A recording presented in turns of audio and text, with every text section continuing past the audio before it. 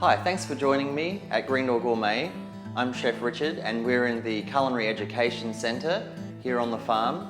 And here today I'm going to let you know about our Greens for Growth program, which helps to get our field workers and farm hands into the SORG conference, which is the Southern Sustainable Working Group. 30% of the sales of our fabulous greens will go towards helping our workers get to this conference in January. And so today I have a recipe that you'll really enjoy, and you can find the braised greens recipe for our country corn cakes with braised greens and sorghum at greendoorgourmet.com and search for Sylvia's Meso Greens. And so as well as greens, you also need some fine butter, JD Country milk. I've got Jolly Barnyard, non-GMO fresh eggs, Shelton Farms cornmeal, some plain flour, as well as baking soda, baking powder, and salt. And so the first part of this dish is to make brown butter. And it's a very delicious use of butter that helps to give the corn cakes a sweet and savory and caramel-like flavor. And so firstly, we have to melt that butter over a medium-high heat, and then we're going to turn that heat down and allow it to slowly allow the solids to drop to the bottom of the pan and then caramelize slowly in the pan until we have a nice warm brownish color without too much darkness, and then a nice nutty caramel flavor. Once the butter has melted, you want to turn it down to a medium-low temperature, about 4 out of 10, and that will take about 3 or 4 minutes for half a stick of butter. So while the butter is cooking down to create the beurre noir, we're going to crack 2 small eggs or 1 large into a small bowl along with 1 cup of milk, and then we're going to simply whisk that together just until it's combined and there's no obvious strands of the yolk. Then we're going to get a half cup of flour and 1 cup of cornmeal. Then also half a teaspoon of baking powder and half a teaspoon of baking soda, about 3/4 to a teaspoon of salt. And so once we just sort of mix that together, we're then going to add the wet ingredients of the milk and egg whisked together, and then simply fold the mixture together. The mixture can't be too thick. You want the batter to be able to spread out into the skillet as you pour it onto the skillet. So if it seems to be too thick, you can always add some more milk, and if it's too thin, add a little bit more cornmeal. This is looking just about right, however. You don't have to over mix it, but you do need to let it rest for a little while. So this is an opportunity to check on your brown butter to see how that's progressing and stir your Meso Greens. And so at this stage, the butter has been on a low simmer for about 2.5 minutes. And you can see that it is very gently bubbling, and we're having a little foaming happening on top. And if we look closely, we can see on the bottom of the pan where the butter solids are.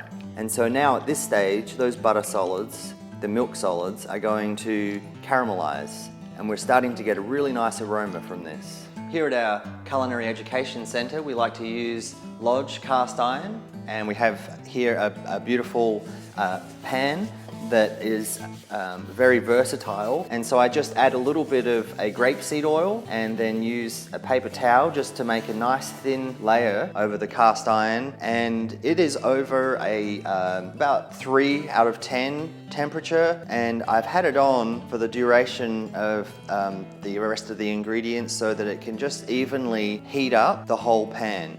Cast iron is very versatile also because we can use it for on induction stoves as well as gas, and of course campfires and wood-fired ovens. And so our brown butter has been going for about 5 minutes now, and as I swirl it around, notice the color of the milk solids, and they're also stuck reasonably gently to the bottom of that pan, but we have mainly just the milk fats and a little bit of solids.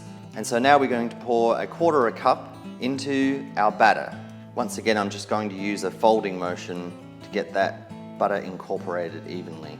This recipe will make 4 large portions of old-time corn cakes, and so each portion will be about a half a cup size. And so now we're going to pop them onto the skillet.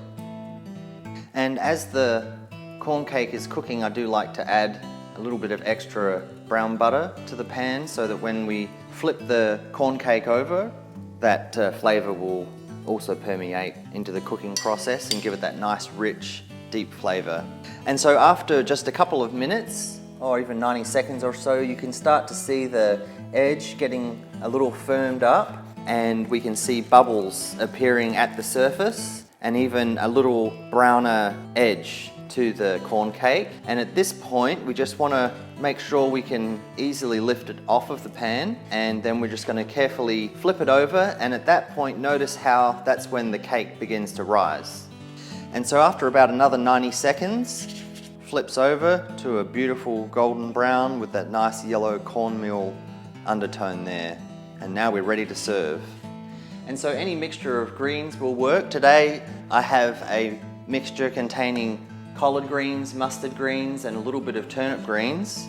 And they've been braising down for several hours. And I have a big mess of greens here that I'm going to just put straight on top of that corn cake.